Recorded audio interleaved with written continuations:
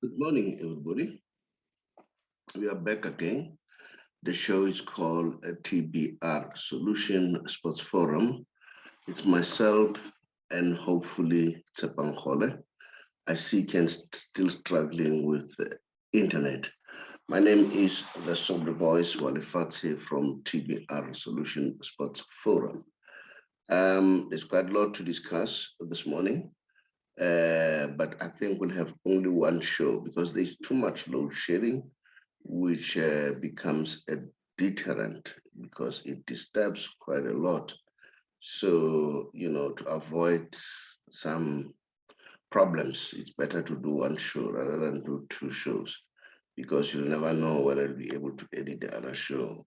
Even this one, we just hope that we'll be able to edit, before the electricity is being cut. This morning, this is what I want to discuss.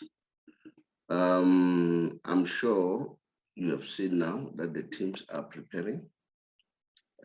We've seen that Chiefs have paraded their players. They've signed a coach. Mamelodi Sundowns, we know that there's no issue there. In terms of the players, they've released few players whom were not even playing. So they look solid and then looking forward. And I think they want to beef up their squad. We'll tell you as we go on.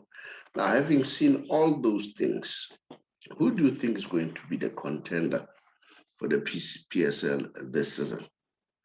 Is it going to be Chiefs? Is it going to be Sundowns? Is it going to be Orlando Pirates? Especially those three. Or are we going to see Royal AM giving us a surprise? But we know what happened to Royal AM. They've just lost a coach, which is Maduga. So we'll see what's going to happen. But in terms of the playing staff, I don't think they've lost much. And then Kaiser Chiefs have released a lot of players. And then in turn, they've added new players. So that is giving us some indication that who's gonna do what this coming season. Not only that, Pirates too, they've been busy on the market signing, but the worrying factor with Orlando Pirates is the fact that we don't know whether Ngazi continues as a coach or they are looking somewhere else. We are told that Barry McCarthy is one of the person whom Orlando Pirates is eyeing, but I don't think it's, as the rumors say, it is not only Benny, they are also looking at others. So that gives me a bit of a worry because they haven't stabilized that part of the department, which is management. For me, management is important. And then, so we'll see what's going to happen. Now, you as the fan out there watching the development and so on, what's your take? Who do you think will finally emerge as the winner in terms of the league and then going to play in the Africa Cup, in the CAF Champions League next year? So let's say we don't talk about number one. Let's look at number one and number two. Who do you think will definitely do that? As I said, Chiefs have beefed up their squad with youngsters. And then, there's quite a lot that is looking good for Kaiser Chiefs. It's like everything, they are ready to go. And then if I am not mistaken, they are back at training at Kaiser Chiefs. I'm not sure about other teams, whether Mamelodi Sundowns are back, whether Orlando Pirates are back. But Chiefs is like they are back at training. And then already the new players are being now orientated to the new environment. So that for me, it brings some kind of stability in terms of knowing who's the leader, since we know that Arthur Zwane is going to be the coach for Kaiser Chiefs. That was announced long way, right immediately after the end of last season. So yeah, and then Mamelodi Sundowns, we know in terms of leadership, they're stable. The coach is still Mangoba Mniti, and then co-coaching together with Rulani Mukwena. So they are, they are the people who are going to steer the ship at Mamelodi Sundowns. So that department, it's sorted out. Last one, I can see that finally you're connected. I realize that you're struggling with the connection. Now, the question that we are looking at this morning is who's going to emerge as the contender for the league. We've seen that teams are preparing, Chiefs have signed, Mamelodi Sundowns, well, they're stable. I think they're looking at one defender, a Moroccan guy, to replace Nascimento at the central back.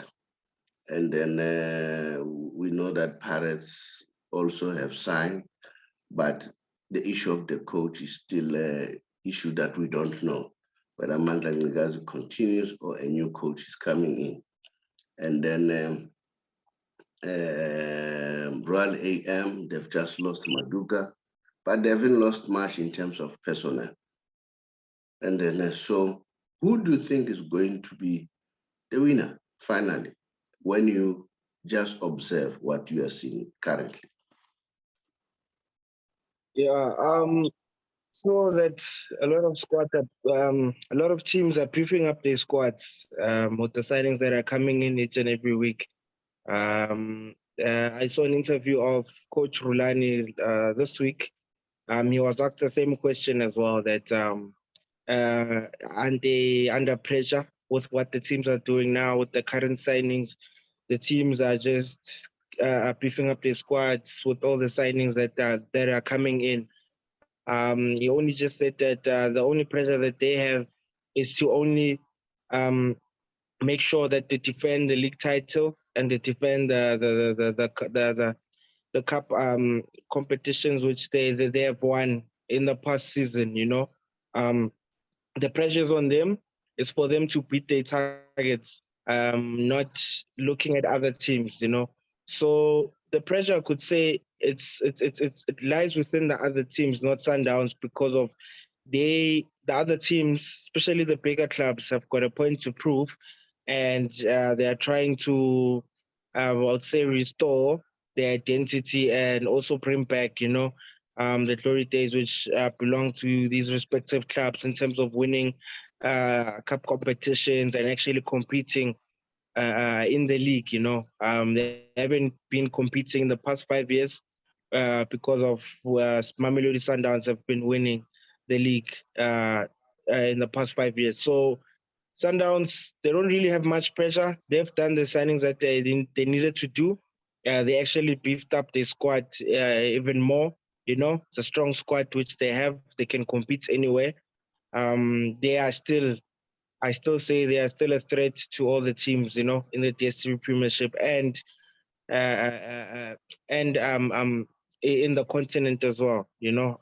Also in the CAF Champions League, they'll be competing amongst the biggest clubs as well. I believe that they'll do well. So yeah, it's good though to see the squads beefing up the teams, and just filling in the missing spots, the missing pieces within the team. So yeah, we'll just wait and see what happens in the new season. Now, the other issue, which is a bit worrying, it's Solomons who have just signed with Kaizer Chiefs. And we see that it is quoted that Sinki Mnisi has been saying he was not properly. There is something, let me put it that way. There is something that is fishy there. So I don't know what's going to happen. Now there's a rumor that Kaizer Chiefs may be investigated again. To be honest, I'll be disappointed if Kaizer Chiefs this time did not do their homework as far as the players concerned, because having come back to the ban, I don't expect this mistake to be repeated again. But let's watch the space, because the player now is with Chiefs. He has signed a contract, but the red flag has now, risen. So we'll see what's going to happen. We'll watch the space very closely. The other thing that I want to talk about is the player by the name of Andile Jali. You know, Andile Jali, this was the year that Andile Jali was doing very, very well, the past season. Andile Jali became, you know, the rock of Mamelodi Sundowns squad. And then I see that, you know, there is a nice write-up on him by this publication. What is it called again? I'll tell you now. So he looked very solid, Andy Lechali. The Goal magazine, they've done a very piece of work around him. There is a rumor that he may not continue for Mamelodi Sundowns.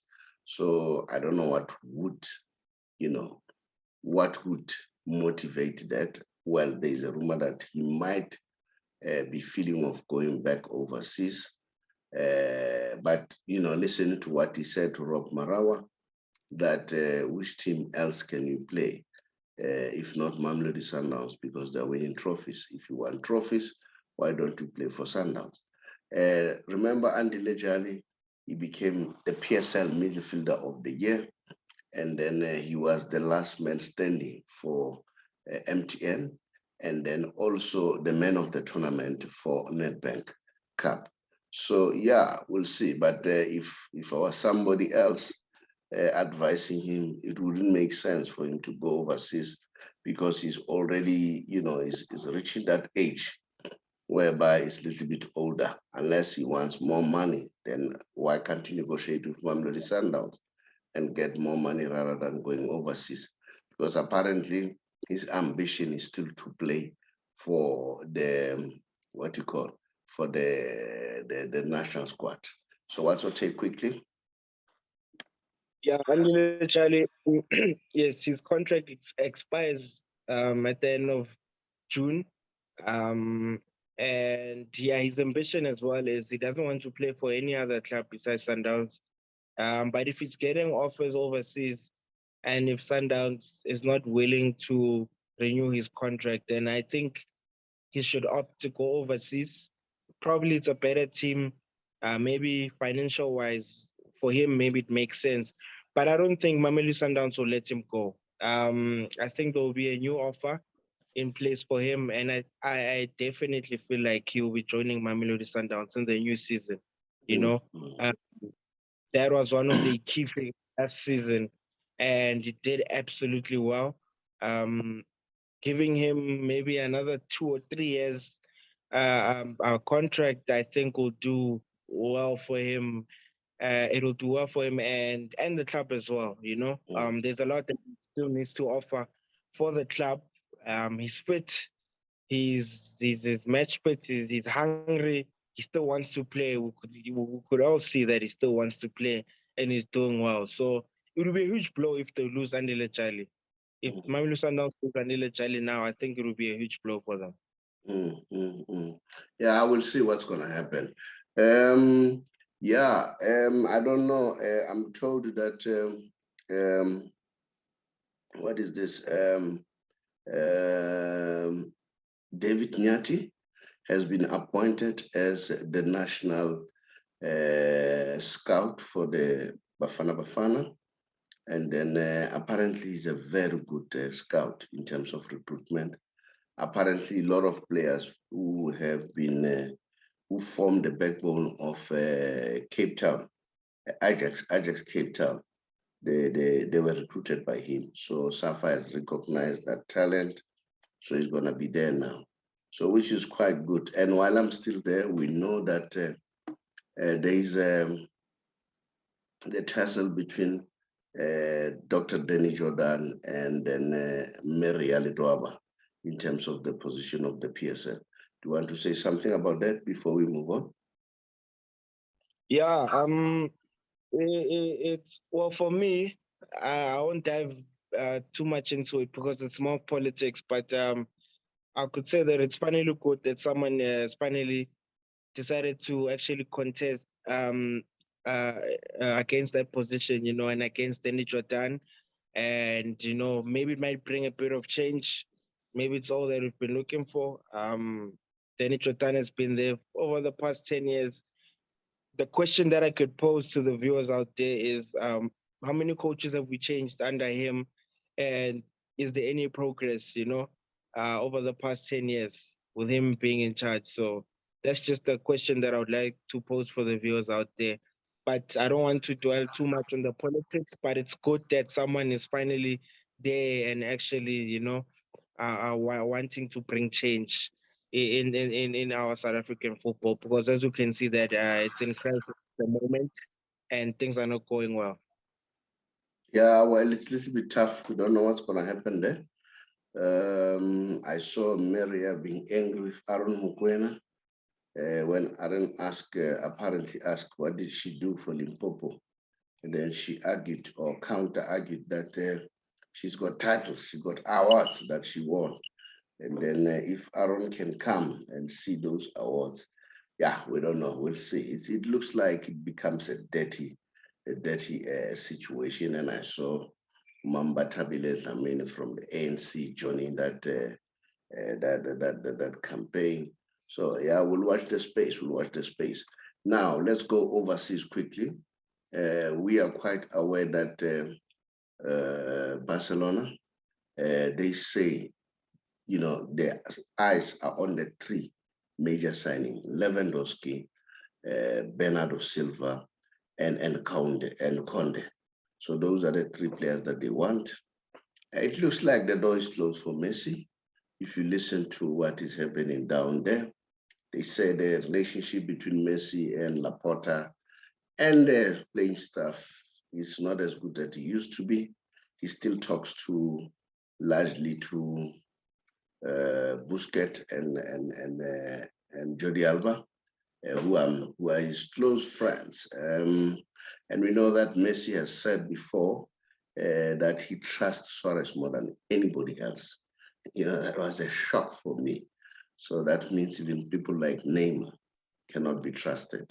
So yeah, and then the other news, we know that Neymar, it is said he may be offloaded, all right? The boss of PSG is not happy about his influence. They think that he's a bad influence to the team. So there is a rumor that he's being offered to Barcelona. That look, take Neymar. We don't know. We'll see. We know that Dembele apparently has changed his mind now. He wants to stay at Barcelona, and he will accept the offer from the Barcelona leadership. So let's see, and to renew his contract. So if that is the case, it looks good. And then the other thing that I want to talk about before we leave, Manchester United, as you look at them, I know it's your team, it looks like they don't buy. Is Manchester United having now given up that we don't have to buy? We wasted a lot of money during the time of Solskjaer, so probably we don't have to buy more. And then I understand Cristiano Ronaldo is giving them an ultimatum. I don't know what to take. It looks like they are not willing to sign. All right. And then what to take about that? They are just talking to Frankie de Jong. That's the player that they want so far. I don't know what to take. Yeah, that was a campaign regarding the Glazer brothers, one of the co-owners of Manchester United. People were actually angry about how they are taking, how are they actually driving the team and the steps that they're taking in order to bring back and maintain the club again. People are complaining in terms of the signings. They are very quiet in this transfer window. A lot of players are being snatched. A lot of players are being bought, but they are not taking the first step. The only player that they're talking about is Frankie de Jong, which his contract with Barcelona is pretty much tight because of Frankie wants to stay in Barcelona, but the only another option is if Barcelona cannot afford him or needs to offload him in terms of financial reasons, then he needs to. Then that's when he says that no, it's fine. Manchester United can come and put an offer, which they have, but the first offer was declined, so they went back with another offer, which we don't know how would that how would that offer be accepted. But as well as they are talking as well with, there's a boy from Ajax called Anthony. He also doesn't want to leave Ajax because of his price tag. It's a bit high. But Manchester United, I don't think they're much serious in this transfer window in actually buying the players. I think if you want a player, you need to put in an offer which they actually want, because you are desperate and you need players. Another player Another player is Christian Eriksen. We see that they want Christian Eriksen as well, but Eriksen says he will decide. It's between Brentford or Manchester United. But these are the only three players that they're talking about. But we're not seeing anything, any change or any movement in the window at Old Trafford. But now let me ask this: if you were Glazer brothers, having lost so much money and you could not even qualify for the Champions League, so in other words, you're not going to get the money that goes with the Champions League. Will you continue to buy when you know very well that, you know what, I've lost a lot of money, it didn't show anything. I brought Ronaldo, yes, they got something in terms of merchandise, but if I invest more, how guaranteed am I that am I going to recoup the money? Moreover, that he's still being advised by people like, say, Alex Ferguson and so on. So, where do you see yourself here? Yeah, I mean, they need to buy, to be honest, because of they brought in a new coach. So now this is different. If they've kept the same coach, maybe would have been talking something else, something different. But you've brought in a new coach. A new coach needs new players. That's his mandate. He wants to change the whole system. He wants to change the whole club. He brought in a new coach. The coach has his own terms, and there's a system that he has, and he wants to pull the strings and actually lead the club forward. So there's things that the coach will demand and the coach will want. That's why he was brought forward. So they need to act. They need to give the coach what he wants, because they're the ones that brought in the coach, and they've agreed to the terms. So this is what people are crying about, that the window is quiet now. They've got a new coach, but the window's quiet. Not even one player has been announced by Manchester United. So I don't know what's happening there. Yeah, I'm saying I'm a businessman. I'm a Glazer guy. I want to see return on my investment. No return has come, and then West, I've suffered the major loss of, instead of getting the money from the Champions League, and then and I'm going to play in the Europa League, and then I ask myself, and I'm advised by the real brains of Man United. So where do I go now in terms of buying? Should I continue to buy or what? But nevertheless, so that's a debate for another day. Let's go to the Messi special. And then, like I said, today we are not going to have too much in terms of the show because of this load shedding. Now, I wanted to see what Gert and Muller said about, when they asked him the difference between Messi and Ronaldo. He said, can you see this? Yes, I can see it. Yeah, I said Cristiano is a great player, no doubt. But the bad thing is that he insinuates he's the best. Messi is the best in history. He doesn't insinuate it. So listen to that. Do you hear it? Yes, I can hear it. Yeah, he says Messi doesn't insinuate it, but Ronaldo does insinuate it. So I don't know. I don't know. That's another story.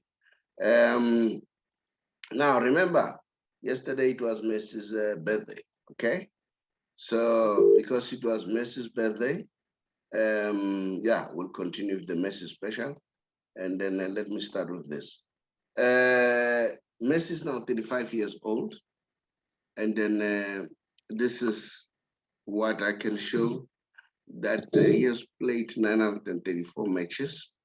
and then he has 168 caps, and then he has scored 769 goals and 387 assists. He has 10 La Liga. He has 4 UEFA Champions League. He has 8 Copa del Rey. He has 3 FIFA Club World Cup, 3 UEFA Super Cup, and 8 Super Copa de España, and then 1 Under 20 World Cup, and 1 Olympic medal, and then 1 Felasima, 1 Copa America, 7 Ballon d'Or, 6 European Golden Shoe, 7 La Liga Best Player, 7 Pichichi Trophy, and 1 FIFA World Cup Golden Boot. That's Messi for you. This is on his birthday, all right? And what's your take about that, Tshepang? Yeah, which I saw yesterday. They were putting him amongst the greatest sportsmen and sportswomen in the world, you know. Well, sports personalities, let me say. He was over 35, but still doing good. Yeah, he was with the likes of Serena Williams, Lewis Hamilton, LeBron James, Tom Brady, these Rafael Nadal. These are all great sporting icons, who could say. They are over 35 and they are still doing good, still on the on the peak, you know, still on form, still doing good and bringing the good numbers. So, yeah, seeing him amongst the great and around such people, could actually mean something and could actually tell you something about this man. And there's still a lot that he's still going to offer. 35, 2 more years, maybe of a lot of damage, I could say, of greatness as well. So there's still a lot of time. He still has a lot of time to play. And I saw the president of PSG said, "No, we never said the best. We never saw the best of Messi." He was adjust. He said, "This time we are going to see the best of Messi." And I plead with PSG players, please pass Messi, guys. Pass Messi, guys, if you want Messi to play. I saw Martinez was asked, the goalkeeper from Argentina. They asked him, when Messi speaks, what's happening? He said, gee whiz, man, it's magic. When he speaks, everybody keeps quiet. The coach, even the president of the country, if he's in that dressing room, everybody keeps quiet and listen. That's how respectfully respected he is. And then the other thing that I'm seeing lots and lots now of former or Madrid players now coming out and defending. I saw Benzema yesterday defending Messi and say, you guys, you want two Messi to score 50 plus year in, year out. Said that guy is football. That guy is a total footballer. He's everything. He said he's the best. And remember Benzema and Cristiano are friends. And then they also showed the clip whereby Cristiano was asked, what is your wish? Because you guys are neck and neck with Messi. Said, I wish to win 6 golden boot because I see golden boot, not golden boot, the golden boot, all right, for the top scorer, as more accurate as compared to the Ballon d'Or, all right? Because he said the Ballon d'Or, he predicted 6, and guess what? Messi's the one who's got 6, all right? And then he predicted 7 or 8 Ballon d'Or, that was Cristiano. Guess what? Messi's at 7. And then they even showed when they asked Pele, who's the best, Pele will say, I'm the GOAT. Same with Maradona. Ronaldo, same with him. And Messi said, I'm happy to be among the best. I play with great players. And then when they asked him, he said, you're asking me unfair question. Just to pick up, there are a lot of great players out there. So this guy is something else. He's a genius, man. I can't wait to see the season. I was sharing what he does. At the age of 35, he's still the best. Last born, thank you very much for the show. And then I wish the viewers, I'm happy we are growing now. I can see that we are growing, and the last show was doing well. And then I hope even this one will do well. And then, yeah, thank you very much for coming. Just greet the viewers farewell, and then let's continue. So people should continue to subscribe so that they follow us. Not only that, they like, and then I also ask them to continue to comment. A very regular commenter is Mr. Mpian. Roland Mpian always comment whenever we've got the show. So last one, come in. Yes, thank you very much, Mr. Shabadala. Yeah, I mean, the page is growing rapidly, I could say, and there's a lot of interest that's coming in. Like to say thank you very much to all the viewers out there and the support, and also our fellow colleagues in the group chat as well, for giving us the insight and the news, things that we don't see, that we don't come across, but they are always there to give us information. So yeah, thank you very much, and to you also, Mr. Shabalala. Thank you very much. This is the last show today. Because of load shedding, we cannot just risk and do the other show. I hope we'll be able to edit on time because of this load shedding. Thank you very much. Hi, everybody. My name is the Saubrey Boyz Walefatshe from the Big R, or TBR Solution. One of the companies owned by TBR Solution is the Big R Financial Services, an authorized financial service provider. I'm sure you have noticed that the past few months or so, we've seen a lot of deaths, and those deaths are attributed to mental illness. Mental illness can be caused by anything, can be caused by stress, depression, and stress and depression can be caused by a number of things: lack of finances, or financial problem, or social problem, or marital problem. So they cause all those problems. We in the financial sector, we see it almost now and again because we work with various organizations like GPF, Independent Fund Organization. But while I'm still there, let me stress, we don't have a formal relationship with GPF, but we work with them because most of our people are from there. Now, working with those people, you know very well that people who are working for the government, they're expected to retire at the age of 60 and above, right? If you retire earlier than that, then you are being penalized by GPF. And sometimes people say, no, I need money. So what do? They resign. They say, no, let the money go to my bank account. Once you do that, you are tax heavy. So you need to bear that in mind, okay? But now, let's say for argument's sake, you are 55 as we speak and above, and you are contemplating of either resigning or going on pension in the next 3 months or so, just drop us a WhatsApp so that we help you to expedite for your payment. Because according to the GPF rules and pension fund law, once a client or a member receive an SMS that they've received your forms, that means they have 60 days to complete the process. And mind you, the 60 days is a maximum. It doesn't mean it has to take 60 days. It's a maximum. Now, sometimes we see people, they don't get their money for 2 to 3, 4, 5 months, 6 months, even more, or a year or so. And then there, the problem could emanate either from the GPF side, employer side, a member himself. So what do? We try to expedite that process by making sure that we understand the workings of GPF. If it's a member, we help him to do the right thing. The same with GPF, the same with employer organization. Now, remember, as I have already said, that with GPF, it's 60 and above.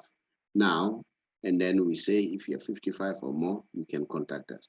And another good element is this, with the fund that we are working with. There is a whole lot of flexibility. You can decide how much you earn. That's how flexible it is.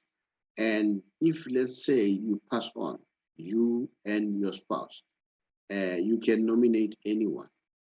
you are not limited to your immediate family, like your biological children or an officially adopted children. Remember, even your children, they can benefit uh, as long as they're 22 and below. But with us, it doesn't matter. They can be above 22, they can be your elders, or they will still benefit because you nominated them. And then we try by all means that when we take the money from GPF and invest with credible fund organization, we try by all means that you are list text, all right?